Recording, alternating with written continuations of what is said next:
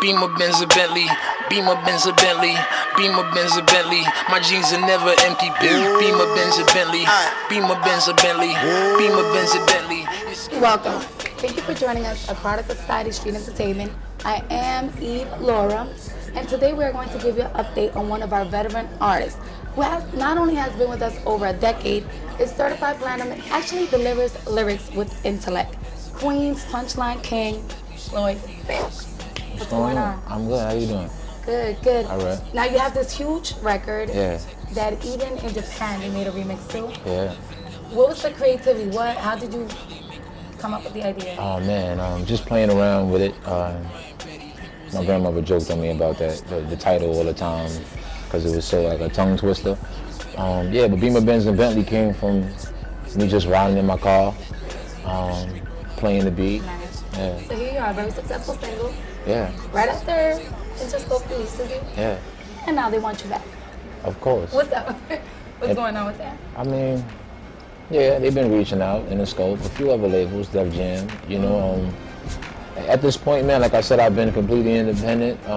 We sold over 200,000 units already through iTunes, and an audience of over 17 million people. So we rocking and rolling. So at this point, man, whatever makes sense is the deal I'll go with. If it makes more sense to stay where I'm at, then that's where I'll stay and just be Independence Day. If they drop that big bag, then we can talk, you feel me? I don't never want to shut no doors out, but we'll see what happens in the near future. Do you ever struggle during school, and how did you overcome if you did?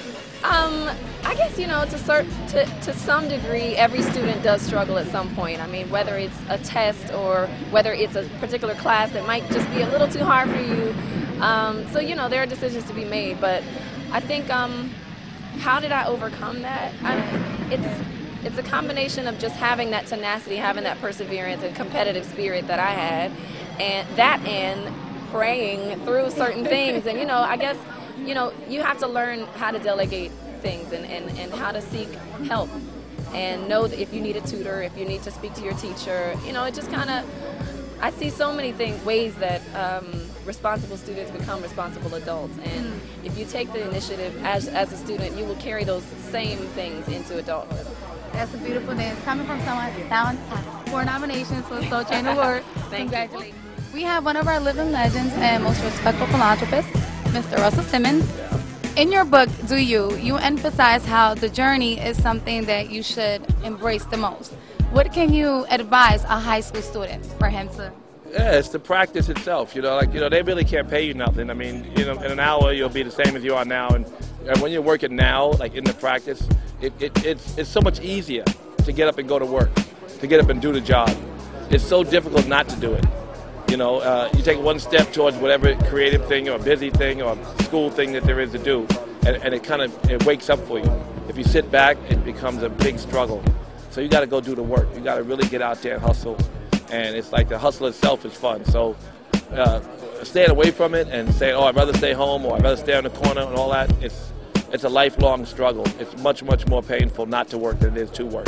Jones, as a veteran in the game and still a current successful artist, did you struggle during school? If so, how did you? I was a little bit different in school. I didn't really struggle. I was pretty much too fast for school.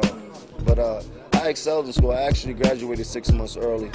So, you know, it was pretty cool amongst getting into all the other mischievous things. But, you know, school was fun for me. It was pretty much easy. It was a joke, actually. So you was like the class clown? No, I wasn't like the class clown. I felt it was a joke because it was relatively easy. Okay. Well, we definitely appreciate your contribution to the youth now and you supporting the cause. Thank you. Hey, what's going on? Welcome to another episode, product of Society Street Entertainment. As you know, Eve Lora. Today we have an extremely special guest representing Kingston, Jamaica. The one and only Mr. I Don't Play No Games. It's Serani, just in case you never know. Hey, what's good, man? You just got back from the UK, right? Yeah. How was that? It was good, you know what I mean? All the ladies came out, you know, we put on a really good show, you know, me, myself. Movado, Bugle, and Kibaki. You know, we toured up the whole Daseca anger management crew, the whole alliance. Okay, so the energy was good. They showed you love out there. Yeah, the shows were full. You know, it was good. It was a good vibe.